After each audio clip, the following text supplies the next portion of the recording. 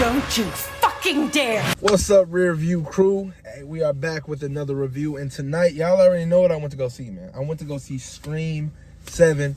Neve Campbell is back. Our queen, Sydney Prescott. You know, she had to make her grand entrance because she wasn't there for Scream 6, so they had to bring her back. Probably because of ticket sales.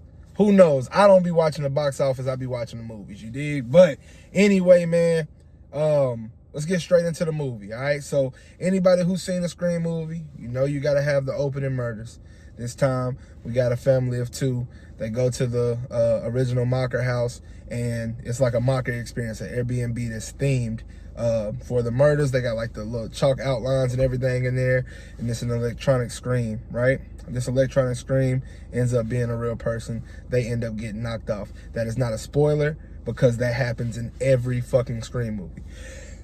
But the movie and where it goes is, I will say it had the most twist of any of the Screams. That's not necessarily a good thing. You might see the movie and be like, wow, I love how many twists they had in this movie. Me, I can deal with one or two. Once you exceed that 1 or 2 mark, it's like, all right, this is too much.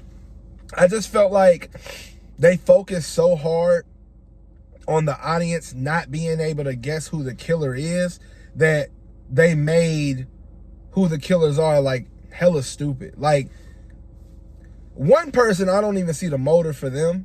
The other person, I guess, but who the fuck would be that upset about what they're upset about?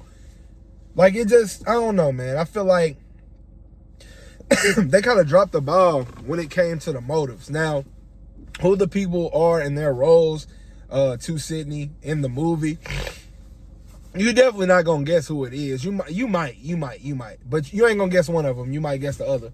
And then they brought back Stu from the originals, which is Matthew Lillard's character. Y'all know Shaggy from Scooby-Doo, without a paddle.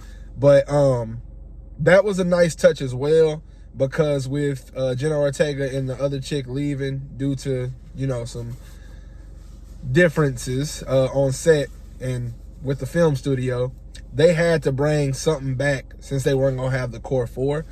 So they did, you know, incorporate Tatum, which is Sydney's daughter, who is named after her friend Tatum from the first movie, and which is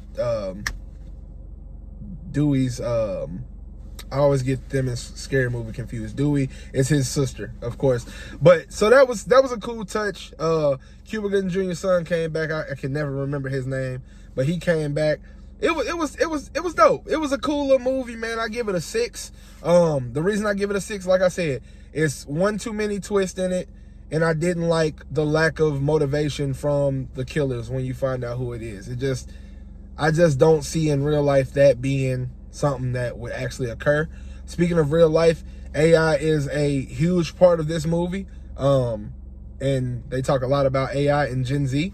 So for us millennials that grew up watching these movies, yeah, you can tell they shift into the new generation for sure. They did that with Scream 6 and really Scream 5 too, but you know, it was for us. I feel like this was made to get the younger generation hooked, like they got us hooked back in the day. But yeah, man, that's Scream 7. If y'all plan on checking it out, I definitely would recommend it. It was a great movie. In terms of, like, you know, watching the movie or whatever, I wouldn't say it's great in terms of like the storyline and the plot and things like that, but it was cool. Nice little watch.